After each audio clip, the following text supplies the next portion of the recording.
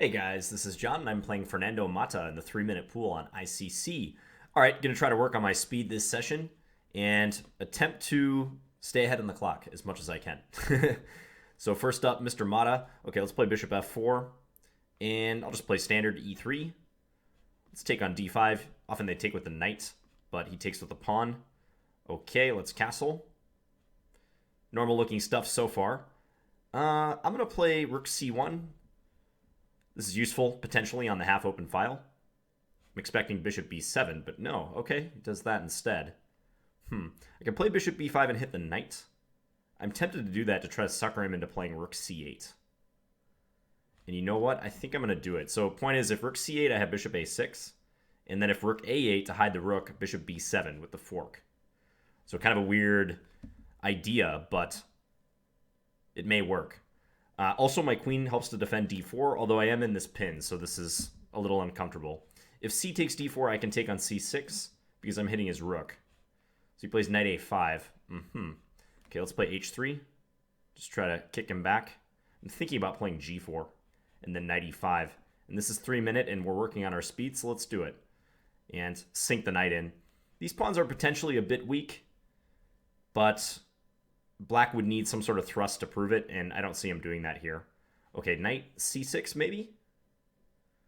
Knight c6, take, and then I'm on the d5 pawn twice. Let's do that. Feel if he moves the queen, he'd have to go into the line of fire, like queen e8. He'd be going into the line of fire with my light square bishop. I could take e7 with check, queen takes, and then pull my bishop back. At the very least, I have the two bishops. In the most recent Title Tuesday on chess.com, I had time pressure issues in every game, which is going to happen when I'm commentating. And I would like to try to improve that so it doesn't occur as much as it has been happening. Okay, so let's do this as planned, and then pull this back. So I think the opening has gone okay. I have the two bishops. g5 could be a threat, trying to bully the knight and go attack the pawn. Okay, so he deals with that. Thinking knight here is good. So trying to attack b6 and also c5. Alternatively, I could have traded on c5 first and then play knight a4, but this strikes me as better. I don't see how black defends. He may have to take on d4, although then I could insert knight takes b6 if I wanted, hitting the rook in the corner. All right, we've got 30 extra seconds on the clock. The advice that I've heard bandied around is that you should play 3-minute more like a bullet game than a blitz game. And having played quite a bit of 3-minute, I think that's the case. You should err on the side of caution when the clock is concerned, because it's so easy to just get down to like 1 minute on your clock and not have anything left in the tank. So let's take this pawn. Take with the rook or the knight. I'm thinking rook, because then I can play rook c7 thereafter. Yeah, let's do that. So if knight c4, rook c7, and he's got to walk into some discoveries. So let's go here, hitting the queen. He's got to go queen b8 to save the queen. He can play knight takes b2. No, he can't. Never mind. I just take it with my knight. I thought he could try to counterattack my queen, but that doesn't work in the slightest. Okay, so b3. Just a conservative move. I don't see any really good discoveries. I can take here, and then take b8. He takes here at the end. It's kind of a simplifying operation. I think I'm going to do this. Yeah, and just keep the attack on his queen on b8. The discovered attack, that is. If knight a5, I can play rook c5. I guess he has queen b4 then, so he doesn't quite lose. Okay, so now our rook is under attack. Let's do this. He's still pinned. He can play queen b4. He really needs to escape the pin. I can take on a6 then, if I would like. Okay, so here, what's wrong with f3? He's going to play queen b7, maybe?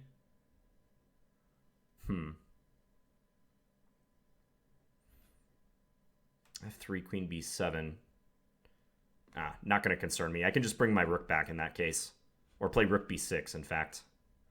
Okay, so we've got him very tied down. How to exploit that? Rook b6, queen c7.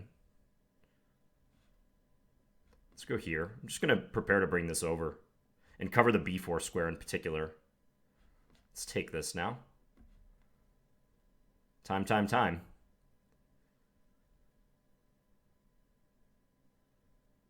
Can almost take here, but just play rook c5, attacking his queen.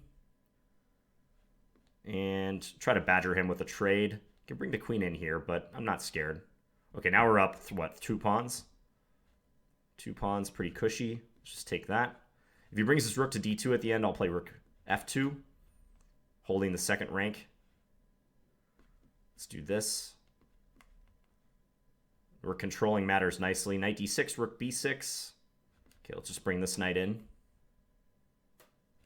b4, support the knight. Let's do this. He's going to get a little activity, but nothing substantial. a4, begin pushing. Take that. And rook a8 coming next. All right, so we win that game, and we were comfortably ahead on the clock.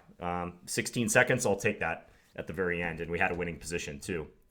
So I think bishop b5 was a decent operation. It seems to work out tactically, and it really bothered his coordination. I'm not sure his bishop g4 plan is making the cut in that case. Probably he should put the bishop on b7. So, yeah, my idea was to try to goad him into playing rook c8 so I could play bishop a6 then, and rook a8, bishop b7 with a fork. So, all right, we're off to a good start. I'm back in the pool. I just got a haircut today, and they say when you get a haircut, you get 48 hours of invincibility. So I'm like 6 hours into my invincibility quest. So I hope I win all my games this session. Let's take a look at a game while we're waiting. Oh, it's a 1-minute game. But we'll take a look at it anyways. Actually, you know what? I'm going to look at my previous game while we're waiting for a game. It's probably not going to take too long, but I wonder... I mean, after bishop b5, he could drop his bishop back to d7, but I think a problem there is d takes c5, and then after b takes c5, the pawn on d5 will be under attack twice by my knight and my queen. Okay, we're playing Kurumania next. I remember this grandmaster, Gil Popilski. And, okay, he's going to play bishop f4. Let's do this line. e4 is a sharp move at this juncture, which I faced against Maxim Delugi a while back. I think this is Popilski, if I'm not mistaken. So next I'm just going to play my bishop out to f5 or g4. We're not worried about this pawn. We can always regain that pawn. Let's play queen b6. This is a standard thing to do. And usually they play queen b3 in reply. And then there's the line c4, queen c2, bishop f5, further kicking white back. Aha, but he deviates here. Okay, I guess I can still do this, though. Right? No reason why I can't do that. So I'm expecting queen c1, and then I think I'll play e6 and try to proceed with my development. Or maybe h6 first, just so the bishop can always come back. He's taking a little while in the opening. Yeah, let's do this before playing e6. Just a handy move. Be able to tuck that bishop away on h7.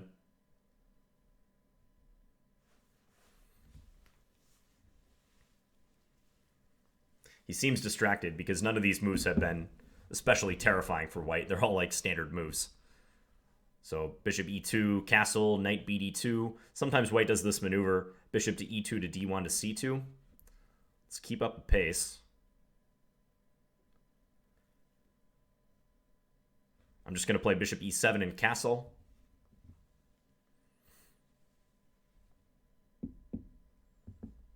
Yeah, really weird. Is he having connection problems? Let's take a look at his ping time. Doesn't seem like it. A little bit of a slower ping time, but nothing that would make him unable to move for 30 seconds. Okay, let's bring the bishop here. After I castle, I'll probably post a rook on c8 to line up with his queen. That's often uncomfortable to white. This is interesting because the pawn is usually on c4. Had white played queen b3 on move 6, then there's more of a reason for black to play the pawn to c4 with tempo. Okay, so he's going to go for an all-out attack. It's an interesting plan. Probably not a very good one, but it's interesting. So bishop e4 I'm considering. Nah, let's just play bishop g6. If g5, I'll take it. I mean, he might be playing this way because he has a minute on his clock. He's going to have to go into attack mode. Because I feel as soon as I post that rook on c8, then this idea with c takes d4 is starting to take shape. Just clearing lines towards his queen on c1. I mean, if he plays g5 takes and then takes with the knight, he's deflecting a key defender away. I guess I would have to worry about knight takes e6 issues there with his rook on g1, removing the defender of my bishop, but it's not going to be anything I can't handle. I wonder if he thinks this is a 5-minute game, hence why he's playing so slow.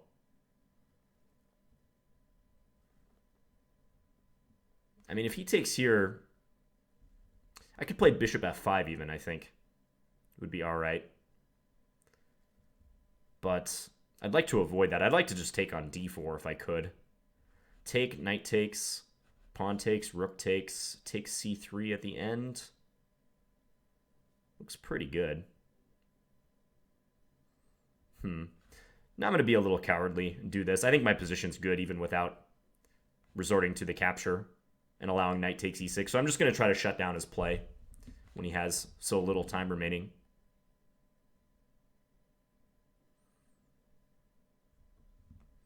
Sorry, this one wasn't so competitive. I mean, with this amount of time, it almost doesn't matter at this point.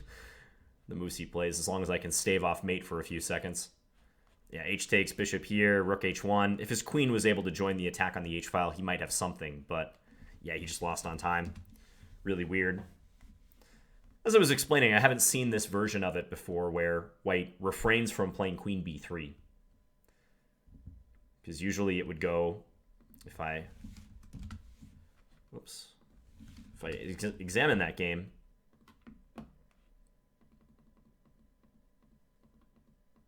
right here, queen b3, c4, queen c2, and now bishop f5. And I'm playing bishop f5 because if queen takes f5, then queen takes b2. All right, here we go. Keshig, 2560. That's quite a rating in the 3-minute pool. This is going to be a good game. Let's play knight f3, move 2. I'm going to play a Kali. Just try to focus on that speed once again. Okay, let's castle. He's going to take, do an early capture. Let's play queen e2, try to get a rook over to d1 ASAP. Let's take. Think about a3, but I'll throw in rook d1 first. And then we'll do this. You can play b5 and try to push our bishop around. Might lead to a symmetrical-ish position. So going here and then trying to bring our knight out.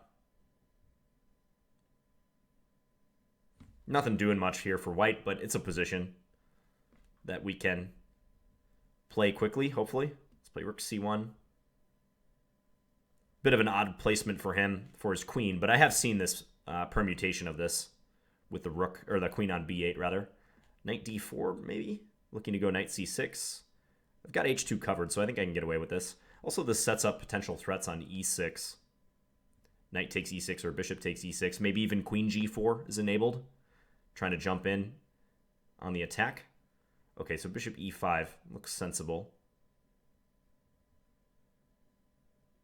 Let's do knight c6. I want that bishop pair. I want to grab that. Let's see if he takes here. Just pre-move that. Okay, so my light square bishop isn't super active. There are still maybe some sacrificial ideas in e6. I kind of doubt it. I can play for the c file or the d file. What to do? So take here, take queen c2 perhaps. Rook d4 is interesting at this juncture. Let's play rook d4. Just coming up the board. You can play knight a4 if he wants. I'll just play queen a1 in that case. So this is kind of an in-between move. It's almost like a halfway move. I feel like I should get my knight in the game. I'm just going to play a useful move for now. He might play queen b7. Does not. Okay, let's get this up and in. Maybe over to f3, I'm thinking. Is the best destination. Could observe the e5 square from there, so it's probably all right. So I'm trying to control some of the proceedings with the way I'm playing. If rook c8, maybe queen c1. He wants that d5 square. He's very keen on having that. Okay, knight e5, or queen c3, or queen c1. Let's go knight e5. If I can move this away, I'll have knight c6. It's a nice idea. Okay, here I can go and pin him. So if this knight moves, we take d8. Also, knight c6 is a threat. And maybe knight takes f7. This is dangerous. Queen c7 might be necessary to defend everything. But I really want to go bombs away on f7 then.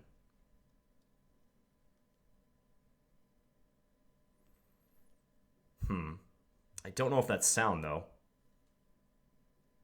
I could play knight c6, but that doesn't lead to anywhere. He just moves. Okay, I'm going to take. I'm not going to think about it too much either.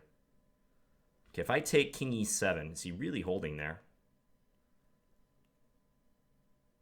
It'd be hard to believe.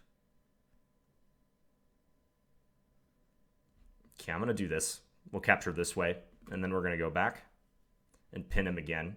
He can just move his knight away, though. Duh. Didn't realize that. Whoops. Okay, let's bring this over.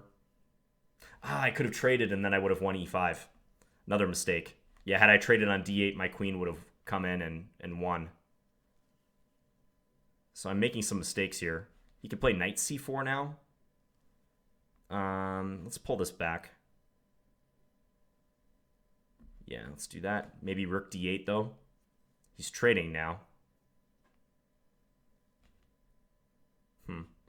Okay, let's take that. Threaten mate. Annoying that I botched that. Just going to try to control some squares. Go f3. I can put the knight on c4. That's very strong. Maybe try to play a4. Our king is slightly weak. I don't think a check on d1 kills me or anything yet. Queen d2, perhaps. Yeah, he's going to play for the endgame. Smart. Okay, let's do this. Now b4 is too weak, though. Yeah, I'm going to resign. Okay, so the sacrifice was a little sketchy. I probably should have had more of a follow-up built in. I just kind of did it because I didn't want to think too long. But I had 2 pawns for the piece right here. And I just dropped the ball. After knight e5, I can play rook takes d8, rook takes d8, rook takes d8, queen takes d8, queen takes e5 at the end. He has a check on d1, but I just hide my king. So I believe that's winning. Yeah, it's much, much better for white. +3 or so. So here I could have played queen d1, piling up on the knight. And he's still pinned to the rook. I've got great pressure on that knight on d7. So yeah, queen d1 would have capped that. This also seems interesting, but maybe not sound. Yeah, he moved the knight away, but he just chose the wrong square. I guess maybe knight b6 would have done the trick. The engine says it's equal. Interesting position. Okay, let's get back in the pool. So we lose that game. It happens.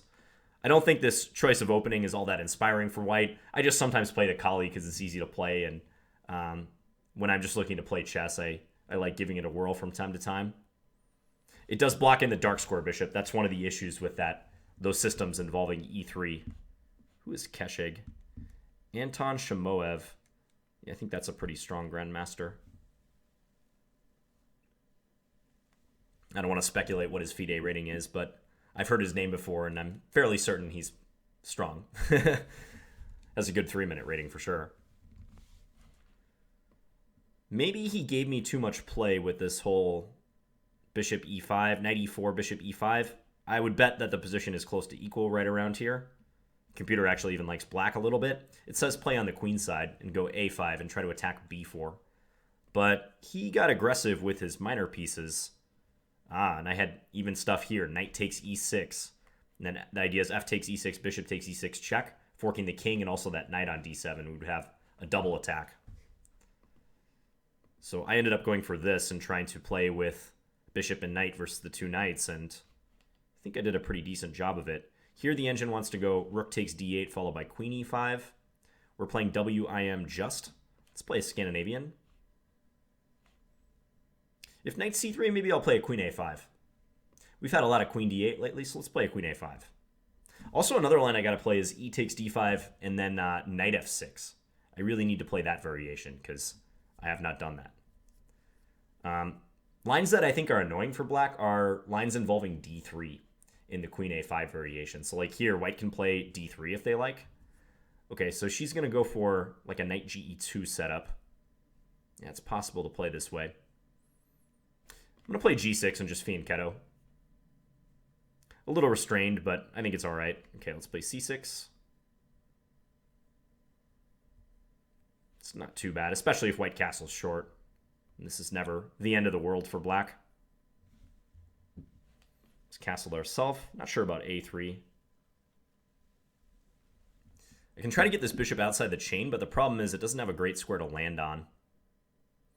So I think I'm going to play queen d8. This looks strange, but yeah, we're guarding e7, and I can go knight bd7 to b6, and maybe then see how to develop my light square bishop. Or I could play b6, bishop b7 right now. Let's start with knight bd7, though. If queen f3, knight b6, I'm on the d4 pawn. Could be annoying. Okay, let's go here. Attack that bishop. Maybe h6. Looks good to at least force white to make a decision with that piece. I think I'm going to play knight d5 now. Attack this dark square bishop. Which way to take here? I'm going to take with the pawn. Change the pawn structure a little bit. I expect white to move their queen very soon, and they do. Let's guard this guy. So maybe I can play e6, bishop d7, rook c8, something to that effect. White's going to reposition their forces a little bit. Yeah, I think that's not a bad idea. Probably still need to play this move. I wonder if they can go bishop c2 and h4, h5. That plan could be good. Okay, I can't really spend the time to think about it, though. I think I'm just going to play h5 to try to deal with this. But they can play bishop g5 then. It's very annoying. Knight g4. Knight g4 is intriguing here. But f3?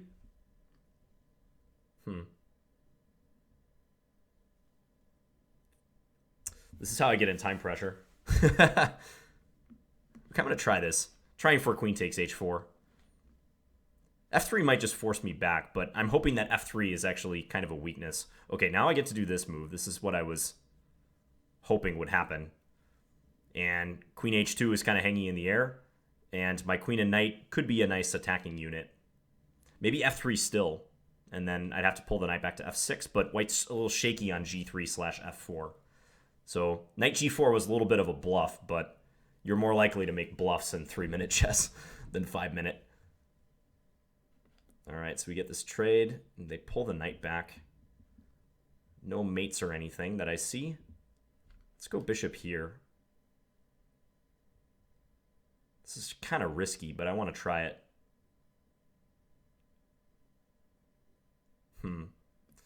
Nah, let's do this first. I don't think I can leave e6 so weak, ultimately.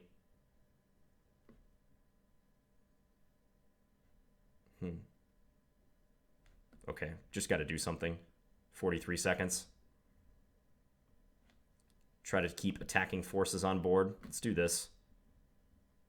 White defending well. I think I'm still probably worse here. Bishop d1, I have queen g5, fortunately. Okay, let's come here.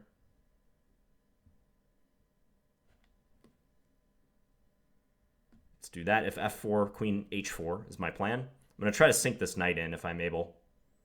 Or go knight h5 and maybe trade.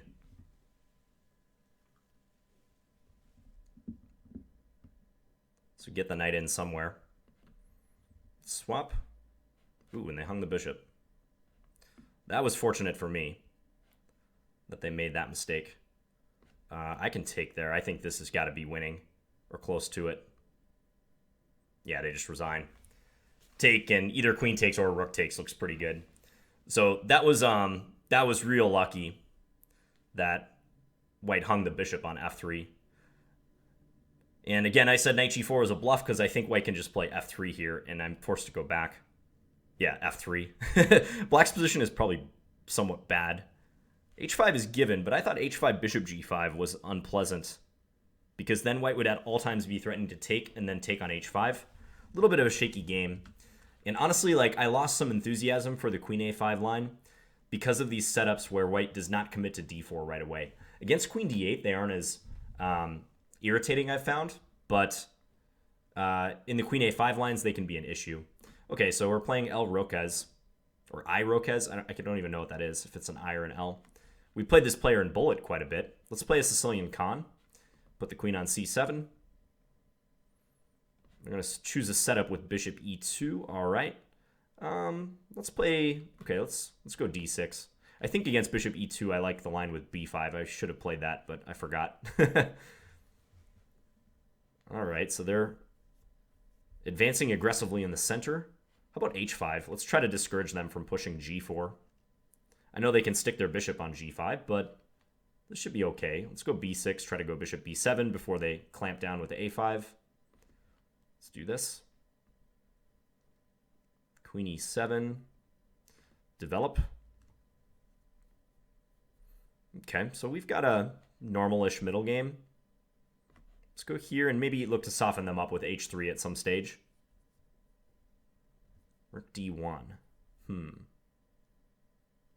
Okay, maybe rook c8. I'm thinking about playing queen b8, queen a8 to try to pressure e4. I think that's a reasonable plan. Queen c4 also could be played, looking for a swap. Actually, this looks like a good time to play this. Let's do that. Also, just blocks white's queen from attacking a6 any further. This h5 pawn push looks random and potentially weakening, which it is. I mean, you're not going to be as enthusiastic about castling, but it is pretty effective. Queen d3, so trying to trade on his own terms. Could play h3, but he's going to go g4. Okay, let's just swap. Now knight c5 is what I'm considering. Looking to trade the knights. Let's do that. You can play knight c1 maybe and avoid the trade and try to go b4, but at that point it might be high time to castle. Okay, let's do this. So if a5, I can play b5 and keep my structure together. Otherwise, I think I'd like to castle and play my rook to d8 and try to pressure that d3 pawn. So he's going to maneuver. Intriguing. Okay, let's do... I want to trade bishops, dark square bishops, that is. Maybe c4. Let's do c4. Try to weaken the defense of the e4 pawn. I know it leaves this hanging, but this is very interesting to me. Ah, that move I didn't see. It's good thinking.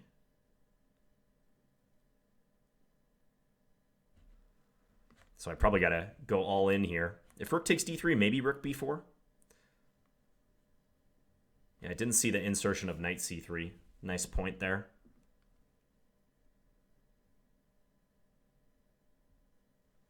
I think I'm doing all right. I've got pressure. Rook b4 is an idea.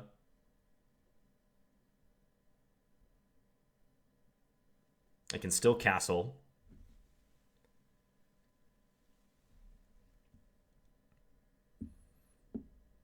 He does take. Okay, so let's do this. I wonder if he'll try to leave this piece here, because he is kind of pinning me. He does. Okay, so can I take here? I think so. If he takes b7, I can take on a4. He has b3 maybe, but then knight c3. It's very complicated. Or rook c3 rather. Very, very complicated. So bishop takes b7. I also have rook b4. Nah, I just check on c6 then. That's a lot to take in. I'm not sure what's going on here. I'm going to try it because I'm not sure, but yeah, we're going to play like this. Otherwise, b3 would be bad, I think, because he's forking me, clearly. Yeah, and he just goes for that. Okay, let's bring this up. Bishop d4, I can play knight b5. Aha, he just takes there. Okay, well, we can bring this over. And try to go after b3. Maybe after all is said and done, we'll be equal on material. You never know. Okay, take that. Yep. And actually, like, his king is a bit open. I mean, he can't be super lax on what he does here. Bishop here. Nah, it's not working. Okay, let's give it check.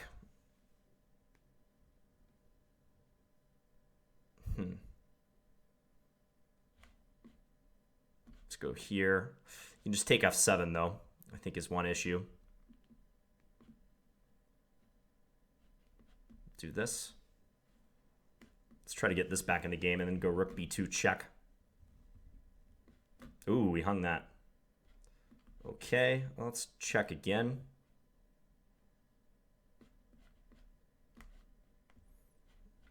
Push this so I can win the h2 pawn. And I think I'm going to win. Try to get rook takes g4 in. Yeah, he's in desperation mode now. Wow. So he blundered big time by allowing knight e5. Although I thought it would be a little bit tricky if I could retain my knight.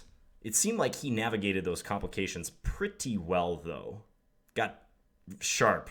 I think in retrospect here, instead of knight takes e4, I might have been better off playing rook b4. Attacking the bishop and going after the b2 pawn. Let me just add the engine in for a moment.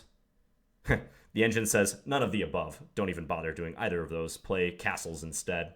So what's the verdict on this move? Knight takes e4. This would be all well and good if he actually swapped multiple pieces here, but rook e1 put me in this painful pin. And this appears to be almost forced. Yeah, rook c3, I've got a counterattack.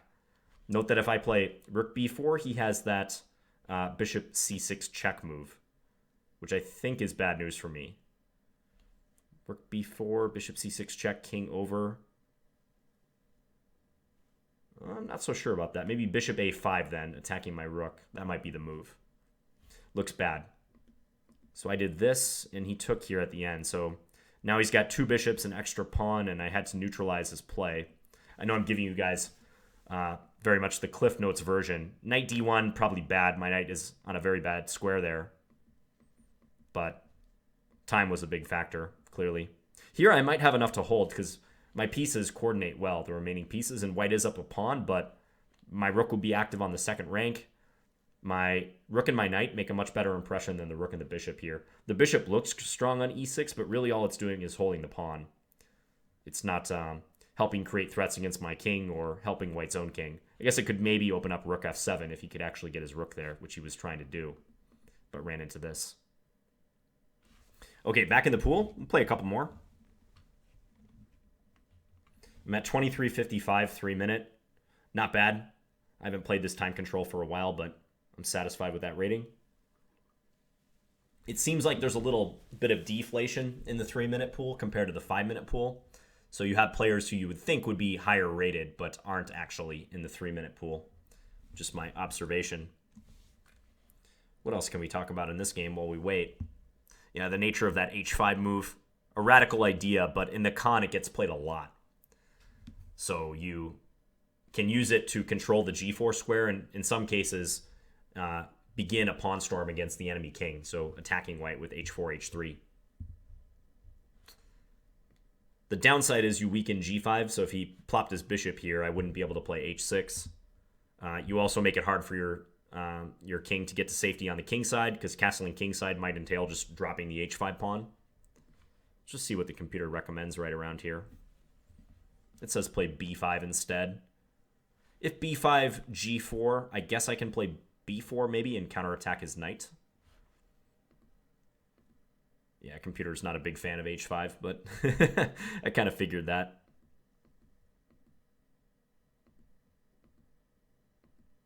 Rook here. Okay, queen c4, the engine approves of that. And here it says play h3, but I didn't want to give him an excuse to play g4. Okay, we're playing Liju. Let's play b3 again. This worked against Melik Kachian the other day when we played it. So maybe it'll work against Liju. Okay, I'm going to take here and double up their pawns. And then I'm going to employ like a Trompowsky style setup where you fianchetto your light square bishop. So let's do this, and then we're going to put the knight on e2 is the plan. And he may go whole hog here and try to attack the d4 pawn. Maybe I can play c3 and try to recapture with my c pawn. That seems interesting. If he had taken a move ago, he would have been able to avoid allowing me this option. Okay, now I'm very tempted to take c5. I know he's going to play b4, but I think I can fade that pressure. Yeah, well, I don't know. Now I'm going to try it. I'm greedy. You guys know I've never met a pawn that I didn't like, so we're going to try this. Bishop here might be good. I'm glad he didn't play that. Bishop a6, trying to eliminate the e2 knight. He might also get some activity this way, but I was much more scared of that other line. Bishop a6 still a problem? Let's get out of the way here. I'm still worried about that move. He's just going to take the pawn back. Okay. Understandable. Let's go knight a4. Yeah, knight a4, attack the queen. So I'm not up any material, but I've got some nice squares to work with. Like knight c5 would just plunk a knight right over his head. Let's go knight f4, though, and try to get to d5. I know he can play bishop a6 with tempo, but it seems nice to get this knight in striking distance. c6 was hanging on the last move, but my light square bishop is pretty valuable. I don't want to part with that, even if it means a pawn. The d pawn is weak anyways, so like going bishop takes c6 would be exceedingly greedy. See, he's even offering me this rook because he knows that my light square bishop is a force. Here I can go knight into c7, I believe, next move. Now, he does have queen d6 here. Has to play that, I think. He finds it, and now... knight d3. I gotta watch this move. Knight d3 is a threat. I feel like I'm seeing the threats a little bit slow. Okay, I can still play this, though. I don't know what I'm talking about. Because now we're threatening queen on queen. So if knight d3, I can take probably just his rook in the corner, and he's pinned. Can't take either of my rooks because his queen would hang.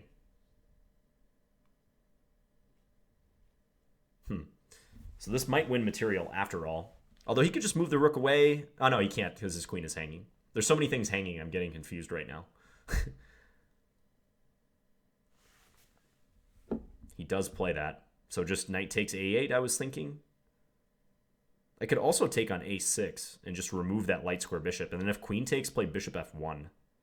But I think this is greedier and probably just better. So let's play this way.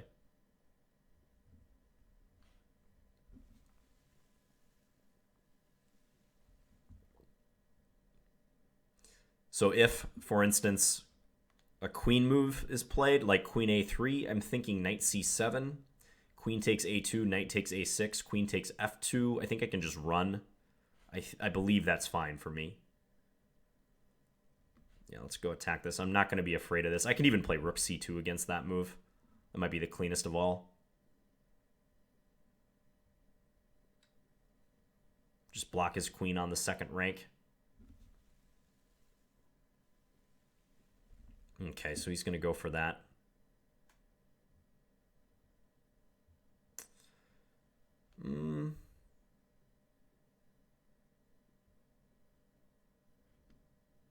Now let's take this one. I don't know if it even makes that much of a difference. Probably not. Okay, so we're up a piece now. Let's go here. 42 seconds, though. Let's hurry a little bit. Okay. Go take this.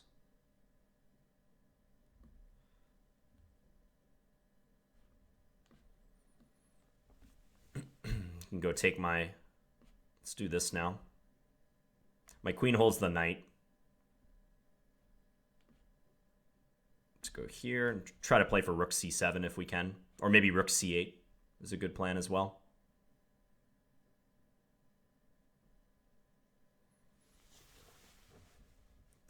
king h8, probably bishop takes f7. So let's bring this in. Check is not working too well for him. Let's take that. And then I'm just going to trade down, do this. 22 seconds versus 28. Up a piece, though. And a pawn.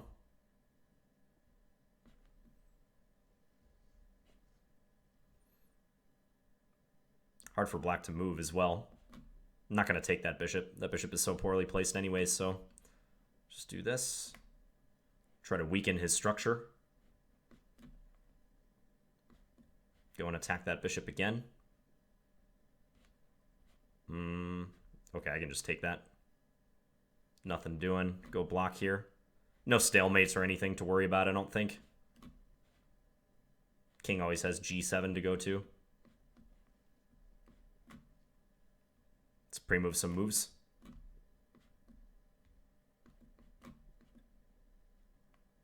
Try to avoid stalemates. Okay, so we win that on time. A little bit shaky. I don't know, I wasn't seeing like all the tactics there. Probably because it was an odd position. Like the structure is not natural to me. But this is one line where you take on f6, you give up your strong dark square bishop, and you just mess up their pawns. And then you try to play against that structure. And to play against the structure, you can see I was putting many pawns on dark squares. This is a theme. Likewise, from the beginning here, you can have a line in the Trompowsky like this, where black plays g6, and white often does something similar. Does that, and fianchettos the bishop. Okay, let's get back in the pool. I'm going to play one more game to wrap up this session.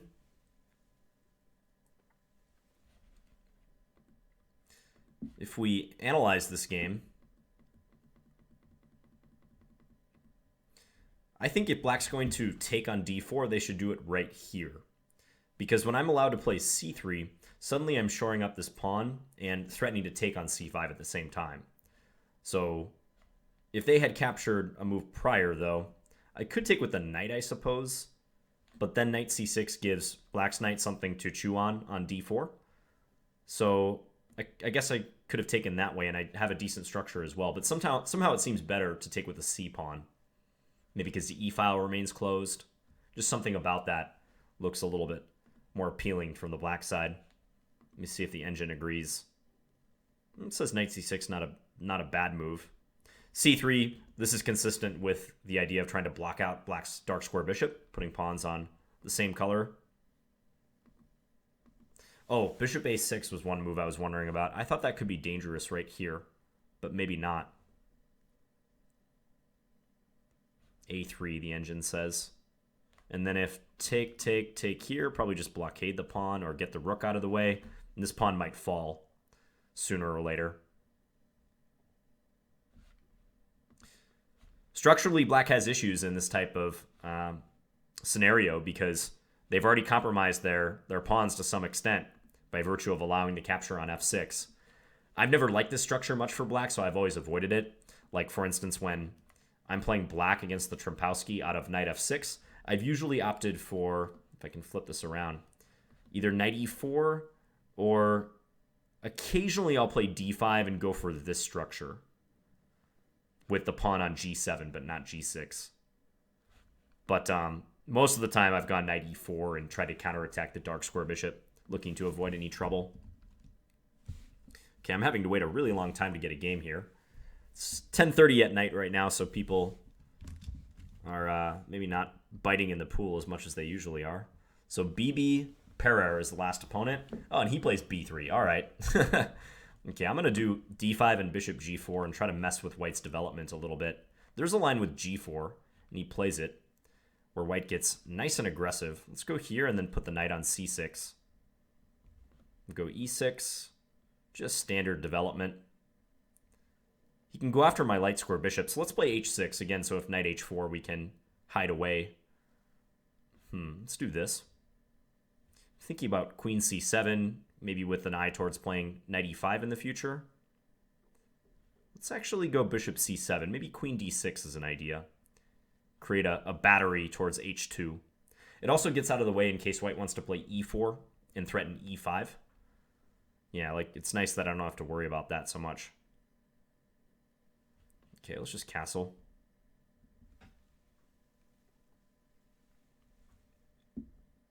And he advances. Let's come back here. So I might try to go d4 and block out his bishop from defending this pawn. That would allow his knight up to c4, so maybe I could preface that with b5 somehow without weakening myself too much. b5, I feel like he's going to play c4, though. Let's just play a restrained move. I want to see what he does in regards to this pawn, if anything. Okay, now I can play d4, and his knight is not within range of defending the e5 pawn. So I think this may just win a pawn. Although I got to worry about b7. If I take, and take with a bishop, he takes c6. So, yeah, I think first I might need this rook here, strangely enough. Let's do that. It's a really odd-looking move, I know, but I'm just trying to defend b7. I could have played b6 as well, but I didn't want to weaken the diagonal. He's persistent. Attacking c5. Okay, let's just go queen e7. Taking a little bit of time, but I think it's worth it. We're circling in on this pawn. Bishop a5 is another move I could think about playing to kick the rook away, but my bishop's set on e5, so I should probably follow through with that, trying to win it. Okay, so he brings the knight back. Now there's nothing stopping me from chopping. Wait, if he takes... Yeah, okay, I got to take with the knight. I saw he can play f4 at the end of this line. That concerns me a little bit. f4, knight back, and then f5. I should have seen that coming. Annoying. Okay, well, I got to do this anyways. Maybe on f5 I can play queen d6. It's very intriguing. And then queen d6. If he takes check, king f2... I'm going to have quite the attack in that case. Let's do that. I think for a 3-minute game, this makes a lot of sense. So getting out of the pin and trying to swoop in. You are quite tricky, bbperer. So he just retreats. I don't think that's a good move, though. Now I can just take. There's no pin on the file to worry about. Yeah, knight f1, way too passive. You're already down a pawn. You can't go into defensive mode like that. Okay, let's just bring this back. Still nice to keep this attack on the h2 pawn. Knight e5 maybe? Or just look for trades. I can also play bishop here, but...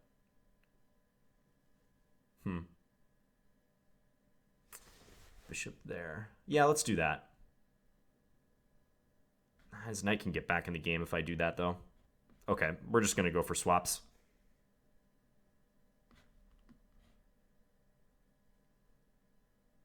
Just go here. Promptly drop the c5 pawn. I'm trying to play rook e8. Yeah, that's annoying. Blunder? Okay, at least I get the rooks off the board. Time is still an issue, though. Let's go queen e5. I guess I'll offer to play the endgame.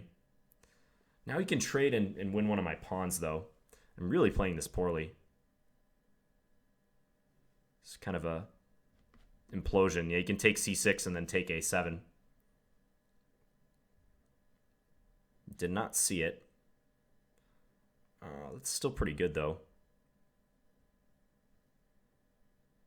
Okay, I'm going to do this. Try to go here. He can play bishop b6, maybe. Let's do this. Look to swap and attack that pawn. Ugh, this is gross. This is really bad. b6. If I go knight a8, he has knight there. I think I got to give it up then. Let's go here, trying to attack h3. Okay. I'm not sure who's playing this worse, me or him. No offense, bbperer, but that's the truth. We're both playing this awful. Truly, truly awful. Okay, he doesn't want to trade. Okay, let's take that. Now I'm going to try for g4, etc. Maybe I'll come over and try to win this pawn first, actually. Yeah, let's go win the b pawn first and foremost. As long as we have this blockade going on, Just going to go in and try to attack this pawn. Go and attack h3 as well. Go here. f3 is an idea now. Yeah, he's got no time. Also, pretty much in zugzwang. Ugh, that was a gross game to end the session. That was like, you get this feeling something bad is going to happen. Like, rook e2, the only idea is just to double the rooks. My position's completely fine, and I promptly just blunder a pawn. I play rook e8. I was trying to neutralize his rooks on the file. In reality, I probably shouldn't even be worried about that. I could let him play rook e1, and then I could give him another move, and he still wouldn't be able to do anything. But I made problems for myself by doing this and then playing queen d7. And I should have lost this endgame, for sure. Like right here, if he plays bishop takes c6, pawn takes c6, bishop takes a7, I'm not liking my chances. My bishop is very far away from being able to help stop these pawns. I think also as played, let me just add in the engine here. I had massive trouble with my, I'm going to go forward to that end position. Yeah, I might have had a better way of doing this, but as played, when he advances b-pawn, I had trouble just defending my b-pawn. I thought he would play bishop b6 here, attack the knight, try to force it away. Knight d2. Yeah, this was also rough. Now here I really thought I was losing. If knight a8, knight c4, my knight is just stuck in the corner, and he's about to win b7. How does the engine even think that's playable? Bishop f5, bishop takes b7. Okay, give up a piece and try to hope for a miracle with the 3 pawns after this, but should be losing. So I did this, and he just didn't take the pawn. Could have won that b-pawn. In fact, probably should have taken it a couple times. Even here, he should take it. He was worried about his h-pawn, but that allowed me to do this, and all of a sudden I'm defending d6 and went on to get the victory. Tried to keep his king out, and then brought my own king in and eventually won the b-pawn. So I gotta work on situations where I'm better, if not winning, and not getting stressed about like trying to force things. I see this a lot, even at the higher levels. Like when you're winning, you want to immediately try to cash in on your advantage. But this is a great example of trying to force something in a position where you should just play moves. You should just play solid moves. I'm up 2 pawns with no risk. I shouldn't even be worried about white having control of the e-file. So I'm disappointed in myself for doing that and giving white needless chances. Okay, let's tabulate the results of this session. So I won 1, 2, 3, 4, 5, 6 games and lost 1, so 6-1. A few of these games were close calls, though. Like this game against Just also didn't play so well. The game against Kurumania, I'm not sure I can really count this one because, yeah, he just flagged out of the opening. But anyways, I hope you guys enjoyed this video, and I'll be back again soon with another one. Talk to you guys later.